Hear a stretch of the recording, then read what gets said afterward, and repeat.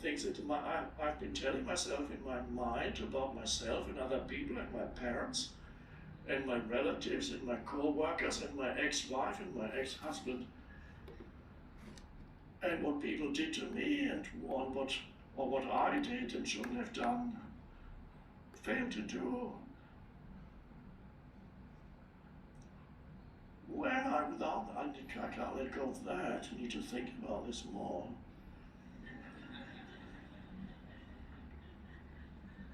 So it becomes a habitual place, the habitual place of the mental noise, where you feel, that's me. And so every therapist knows that you always reach a point with your clients, patients, whatever, depending on the school of therapy, depends whatever you call your clients, your patients, whatever. There comes a point when you hit that resistance. They don't want to be free of their problems. And that the big challenge is there. Is this person going to overcome that barrier? Because that barrier is not just becoming free of my problems, but also becoming free of a very limited and ultimately fictitious sense of identity, the me. So that is what I've described is the next step, one would say, in the evolution of human consciousness, is stepping out of self-talk, which is the conditioned mind, and realizing there is much more to who I am than this conditioned content of my mind. And that is the beginning of awakening. It's not those words, not that you need to believe that there is much more to who I am than the self-talk in my head, because that is still self-talk in the head. I believe there's more to who I am. And you better believe it too.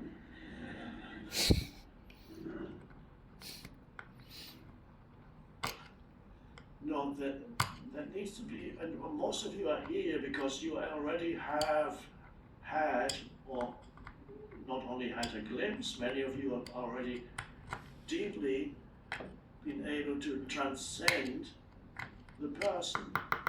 If the person, the exclusive personal sense of self, wouldn't want to be here, it would feel threatened by being sitting here.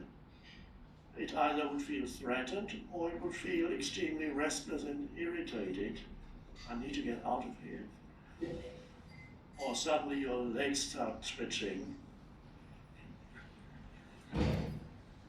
This is quite normal, by the way. Many humans have twitching in their legs all the time when they go. So if there's somebody here who's going like this, then you know their person, the personal self is becoming uncomfortable with being here. Doesn't know it, but goes twitching. And that kind of twitching is very normal for humans, but if it happened to your dog, you would take your dog to the vet. Yeah. Mm-hmm.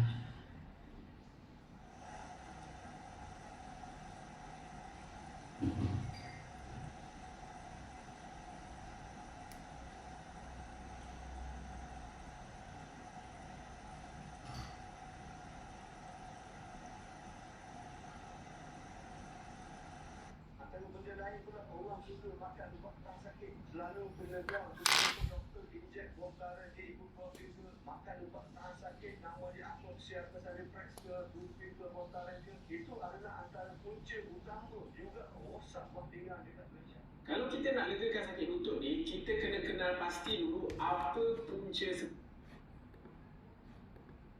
Transcends. Bangun. How to quiet your mind Bangun. and live in the now. Bangun. Have you ever wondered Bangun. what it's like to live a day I in don't presence like care. that? This is a question all of us were asking I don't know what is ourselves Bangun. here at Eckhart What is totally ปาน sounds กุน true. มาหลายเมือง And we're ปู like, I think there's so many other folks who are asking that too. Like, how does Eckhart actually live in the now every single day? Many of us want to be present as we move through the day and feel all the freedom and peace that stems from the present moment. But how do you actually do that? Right? Like, especially when life throws you challenges or problems, or it's just the general busyness of the day that can be so distracting. Well, this new online program with Eckhart shows us how. Eckhart's going to be guiding a community of students through 14 experiences, so we can learn how to use our everyday moments differently and build what Eckhart calls presence power. And when you make this shift and live in the now each day, it changes everything. We're able to quiet our minds and continually experience the dimension of stillness that's always available. We're very much looking forward to this and the upcoming program with Eckhart, and we hope you'll all join us too, with a lot of students from all over the world. And also today, we're offering a special teaching bonus when you sign up. So after you enroll, you'll receive a collection called Living Free from Stress and Anxiety. It includes 3 of Eckhart's most popular audio programs: The Secret of Happiness, The Joy of Being, and Freedom from the World. We wanted to give everyone the opportunity to listen to these special teachings and prepare for the program that Eckhart's going to be guiding us through, called Doorways to Presence. So in addition to receiving a special discount, when you sign up today, you'll also get these teachings when you enroll. And if you're interested, you can find out more about the program and register at eckharttole.com. And I'll also be able to give you some additional information about the program at the end of the event this evening. And now, without further ado, please allow me to introduce and welcome our friend and guide for tonight's talk, Eckhart Tolle. Eckhart, welcome. Thank you, Sibyl, and hello, everybody. Welcome to the present moment.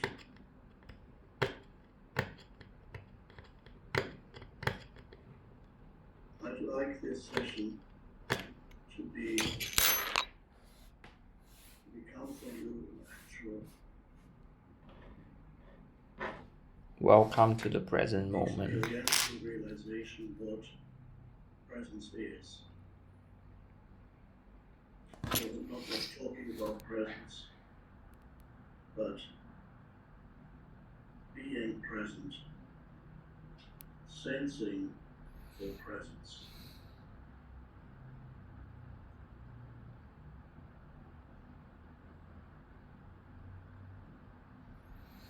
So that presence that you can sense is in between the words, behind the words, it's behind all sense perceptions. It makes all sense perceptions possible. It's behind all thinking. It makes thinking possible. It's behind all emotion. It's what makes emotion possible.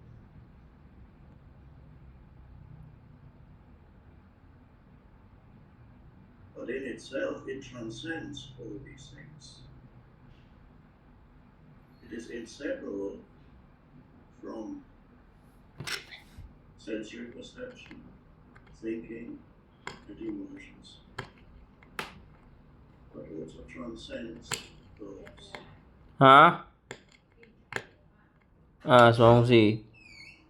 如果你明天遇到老师，很多老师一定会问你，Henry 你读到怎么样啊？读 semester 3你跟他讲好咯 Sem 3还好咯，你不要跟他 complain 说哇 Taylor system 很乱啊，这几东西都这样，不要 complain 知道吗？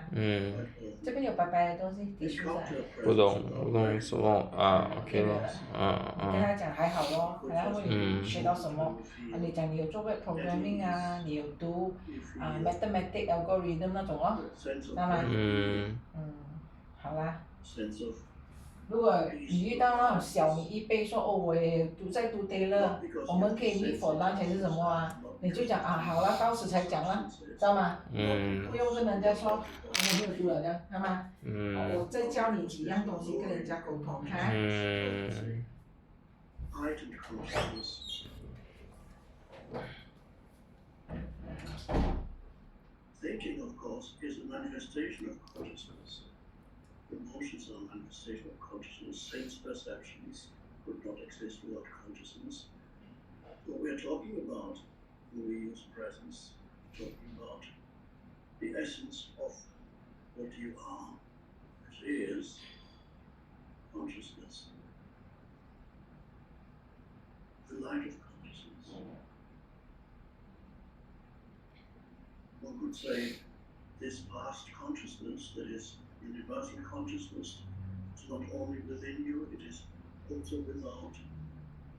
It is the, one could say, the intelligence that underlies all phenomenal manifestations in the universe. There's a hidden, concealed, hidden, vast intelligence that gives rise to the evolution of all life forms. Impossible for us to understand it, but we can sense it within ourselves as the essence of our being. So, the easiest way to point to presence is to say that you counter it when you stop thinking for a moment without losing consciousness.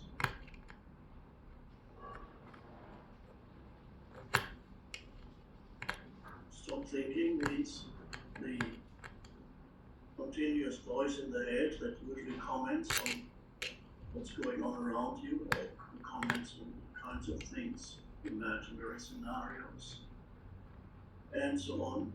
The conditioned voice in the head that you live with, everybody lives with that voice in the head that talks all the time inside. But if they talk aloud at you, then you're considered crazy. People say there's people walking in the streets talking out loud, you say, oh, they're mentally insane. But the only difference between a normal human being and those people that you call mentally insane is that those people you do not call mentally insane, they're still doing the same thing, they're just not talking out loud. It's happening in their head. It's a continuous stream of thinking. And that creates the ego, the egoic sense of self, an ultimately fictitious identity. You are infinitely more than the entity created by the movement of thought and the emotions that reflect the movement of thought. There's infinitely more to you than what you conventionally call the person. Person is the conditioned entity, a form that consciousness has taken. And most humans, unless they are awakening already spiritually, which is what we are talking about, the arriving of presence is spiritual awakening. Unless you are awakening, and many of you are awakening, even if you don't have words for it, many of you are here because you're awakening. Otherwise, this session would be totally meaningless to you. There may be a few to whom it is totally meaningless. What is this guy talking about? So you must have had a glimpse of what it is that I'm talking about. And if you haven't, perhaps you can have it now. And that glimpse is the possibility of arriving at the, briefly at first, the cessation of thinking. The voice in the head stops, and yet consciousness remains. Then you can look around, look at your screen, you can look at this image on the screen, or look around the room, take everything in, but you're not thinking about just sensory perception. And what is behind the sensory perception? Presence. Another word for it is awareness. So there's an awareness that is perceiving at this moment. And that awareness is silent, but it's awake. And that awareness is the deeper dimension to who or what you are. It's no longer the person that you usually think of when you say I. There's a deeper I, a deeper sense of being that transcends the personal sense of identity. So you can sense there's an awareness in you, a consciousness,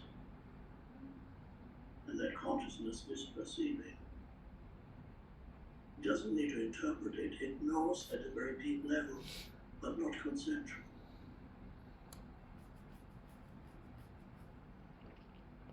You can look around your room or wherever you are.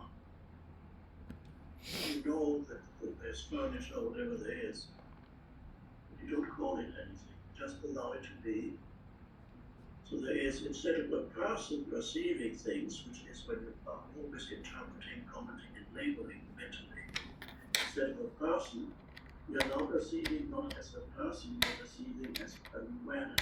There's a shift from personal sense of self, a shift to a deeper level, you could call it deeper or higher, doesn't matter, to a deeper level of consciousness, where you are not a person, you are that which is prior to the person.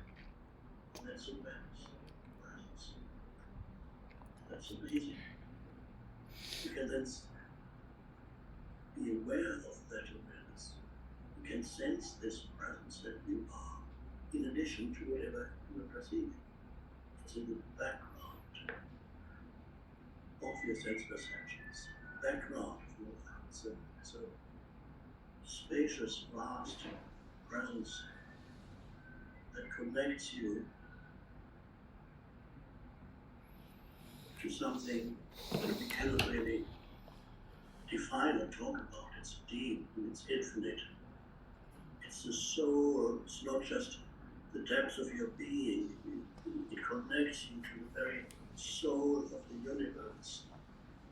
The ancients, ancient Romans, Greeks, had this wonderful term, anima mundi, which is Latin for the soul of the world.